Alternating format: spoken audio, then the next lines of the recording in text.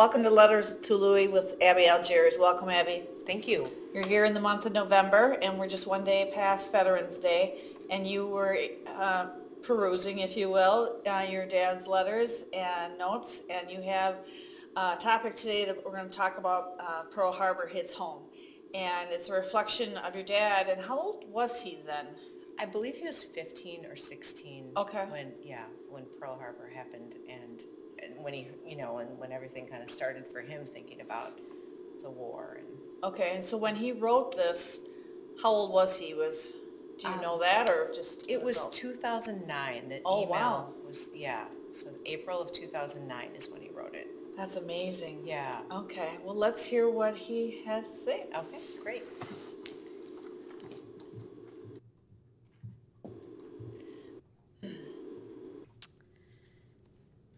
The days before Pearl Harbor were, for me and my friends, typical high school days. Football season was over. I was too short to play basketball, but not too short to work after school and at night. I had a job cleaning the Hartford Theater and being the usher from 6 to 11 p.m. 5 nights a week. On further thought, that job was during my junior and senior year. In the immediate year of 1941, the year of Pearl Harbor, I had a paper route, followed by a job at the meat market. That was a memorable job, cleaning 600 chickens a night just before Thanksgiving, selling brats and sausage, steaks and chops after school, and cleaning the chicken preparation area. What a smell, hot scalded chickens and wet feathers. But I made some money, about 20 cents an hour. The Sunday, Pearl Harbor Day, was spent initially going to church. Attending Mass was a Sunday must since about the age of 6. We always attended Mass, never missed a Sunday. I have never intentionally missed Sunday Mass.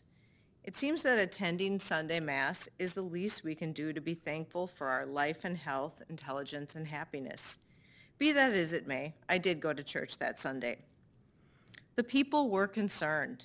In Washington, D.C., the Japanese ambassador was meeting with the Secretary of State, Cordell Hull. We were all concerned regarding the oil embargo and control of the East. Even we as high school students were worried. However, that Sunday was a gray day. The clouds were low, the day was cool, and there was little to do. Not many families had 2 cars. We had none. We walked or rode our bikes. Sunday, 2 friends and I took a walk around town. We walked to the north side, visited and played in the woods adjoining the city, walked to the south side 2 miles away, and then to Main Street. We arrived at the Central Drug Store about 3 o'clock, entered the store, sat in a booth, and ordered a Coke. Cokes were either plain or cherry, and both cost a nickel, 5 cents, with or without a straw. As we waited for the Coke, Casey Chaplin, the druggist, came to the booth and told us of the radio announcement of war. He told of the attack on Pearl Harbor, of the radio accounts, scanty as it was. He was concerned. We were quiet. No flag-raising bravado. We immediately realized that we, at the age of 15 or 16, would be involved in the war in a few years, that many of our friends would be called to fight in places we knew little about, and where was Pearl Harbor anyhow? That day we changed. We were never the same. The following Monday, a school day, at about 11:30, President Roosevelt came over the radio. There was nothing like TV. He announced a state of war existed between the United States and the Empire of Japan. The study hall was so quiet. The halls were so quiet. No one had any bravado, only worry. Our supper that night was somber.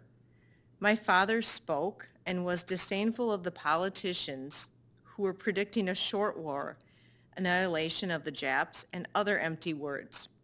My father said, "Talk is cheap. Many lives will be lost. And it will take years." The coach at high school lined the physical gym class boys along the bleachers and looked each of us in the eye and stated, "Your lives are forever changed. Each of you will be drafted during the next 2 or 3 years. And we were. The following years until August of 1945 were hard years, devoted to fighting the war and winning the war. The war was fought each and every day. We talked war, read of war, listened to the radio about war, saw war on the news releases in theaters, and prepared for war. Depending on one's age, the war was personal and immediate, or remote and worrisome. My class graduated in 1944, and within 20 days, I was at Great Lakes Naval Training Station. I spent 6 weeks in basic training, took placement tests, and was assigned to the electrician school at Great Lakes. There for 3 months, I went to night school and learned how to be a naval electrician. I learned about generators, other capacitors, AC/DC current, circuits, pumps, firefighting aboard ships, and other skills necessary on a ship.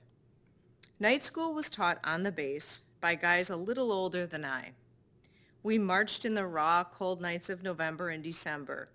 We lived in the barracks, stored our clothes in sea bags, tied to our bunk, spent weekends in Milwaukee, or hitchhiked to Hartford for a few hours. The time passed, and in December I was assigned to the Army camp at Camp Crowder, Missouri. There I met another group of inductees and spent 5 months learning about teletypes, a machine which was electromechanical in nature and most trying in keeping functional. Camp Crowder was near Joplin, Missouri, and Joplin was the city in which we took weekend liberty. We stayed at the hotel in Joplin, danced on Saturday night at the YMCA, and had a good time. In the spring, we spent time living in tents in the field. About all I remember is 2 events. The first was the continual attacks of chiggers, small biting insects, which got into socks and shoes and bit and bit. No fun in the dusty fields of Missouri. The next event occurred in April of 1945, when while standing in the chow line, an announcement was made that President Roosevelt died. His death was if a member of the family had died. We were lost, since he was the president for 14 years. Being 18 years of age, he was the man. Harry Truman from Missouri, the vice president, took over. He was unknown, but proved to be more than an adequate replacement. I learned a valuable lesson then. No one is irreplaceable. President Truman saved my life and the lives of millions by sending the B-29 to bomb Hiroshima. I don't know what the future of the world will be from here on out, but for the past 65 years, that act has kept the use of atomic energy in check, and so far no one has had to challenge the use of the weapon. I hope mankind can control its use. In June or early July, I went to Mare Island, California, where for about 10 weeks we learned to repair and install machines, which when added on to the teletypes, revolutionized coded messages. Basic radio transmission was linked to radio transmission of coded message generated by teletype encoding machines. The amazing speed of 65 characters a minute were scrambled on transmission and descrambled on reception. My, we thought we were sophisticated. Nothing like the web, computers, or TV was even dreamed of. Radar was in its infancy, but the changes in communication were just beginning. The war came to the end with the atomic bomb, but the bases throughout the war were in need of closures. The soldiers, Marines, and sailors who had spent 3 or more years were in need of replacement. We were shutting down remote bases, and many were returning home. I was assigned to the naval station on Attu. I wondered where Attu was and recalled that it was in the Bering Sea and had been the site of a land battle in 1942. I soon learned of Attu firsthand and spent 10 months on the island throughout the winter of 1945 and spring of 46. That was a winter, many days of constant snow, constant cold, constant darkness. During December to March, only 4 to 6 hours of sunshine. The rest of the 24 hours were darkness. The nights were sometimes clear and the sky was filled with millions of stars, but more often than not, the night was utterly black. We lived in a radio shack, a building built of single sheeted walls, drafty windows, a large lab, a few smaller labs, a large stove, an outside oil tank, an inside plumbing room, which froze up easily, and lights which sometimes dimmed and went out for hours at inopportune times. But we had no place to go, and no one was looking for Etu. The Japanese had surrendered in the summer of 1945, and our time was spent in shutting down the island, waiting to go home, and surviving. We survived snowstorms, deluge-like rains, blowing willowas or blizzards, and we survived a tsunami. The tsunami originated in the chain of islands, the Aleutian chain near Dutch Harbor, and the tidal wave was generated by a landslide and earthquake which was under the islands. The tsunami, or tidal wave, washed out Dutch Harbor Naval Station and drowned 10 or more soldiers whom I knew from the boat trip to the islands. They were young guys who went to bed one night and were washed out to sea during the darkness of the night. The tsunami then went down toward the island of Hawaii, washed ashore, and killed many islanders. It is written up on the web as the tsunami of 1946 in the Aleutian Islands. My days were spent keeping 20 teletypes functioning.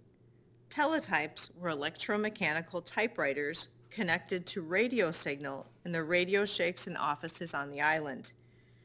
These were then connected to coding machines. Sometimes everything worked well, but as the island buildings deteriorated, the communications broke down. As everyone was thinking of going home, not much repair was done. Finally, one day we boarded a C-47, flew to Adak, thence Kodiak, and there boarded a C-54 Constellation and flew home to Seattle, Washington. That flight took 10 or more hours. Now with a jet flight, it takes just 4 hours. It was an uncomfortable flight. We sat in bucket-light seats in long rows along the sides of the plane. There was little or no heat in the plane, and we shivered for about 10 hours. We ate a boxed lunch and looked out the small windows as we flew south home. We flew over the inner passage of Alaska, over waters which we had sailed through the cold fall days of 1945. It seemed that most of my memories have always been of cold, damp, and snow. Memories of my overseas service. No battles, thankfully, no battle-inflicted wounds, but memories of the 10 from Dutch Harbor who also fought no one, but died in the battle of and against nature. So, you can realize that all casualties of war are not caused by bullets and violence, but many are caused by nature.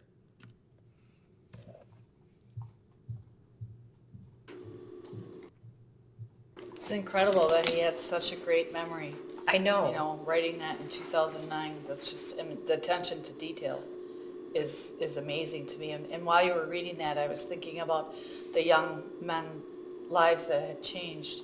And when we had our own 9/11 attack, just how the younger generation felt, men and women, and knowing that they may be going in. Right. So, a vulnerability that they'd never felt before. right, exactly. And he is absolutely right. There were many aspects of being drafted and not just combat, and that he obviously was affected by what happened with weather, things that you have no control over. Right. And even though the war was over, they were still fighting battles and Yep. yeah. Very, very incredible. And really fitting for this month of November. And I think, did he have the opportunity to have an honor flight? He did, yes, Okay. he did. I believe in about 2014, or it was amazing. Okay, all right. Yes. And then do they have the spouses go along with that? They had a sponsor go along, Okay. so my brother took him. Okay. My brother Tim Yeah. went with him, and then we were all at the airport, and it was just an Right. amazing experience. What a great way to give back, especially for the ones that did not receive recognition. Right. That's so important. And it's really important that he has detailed his journey in the service and what he was able to do and help with our country. Definitely. And I think so many people have stories, Yes. you know, and so if you know a veteran, ask them. Ask them. Yes. Yeah. Great. What happened. Well, thank you for sharing that. Thank you. And to our viewers, as always, thank you for watching. That was incredible, the detail. I know. I don't.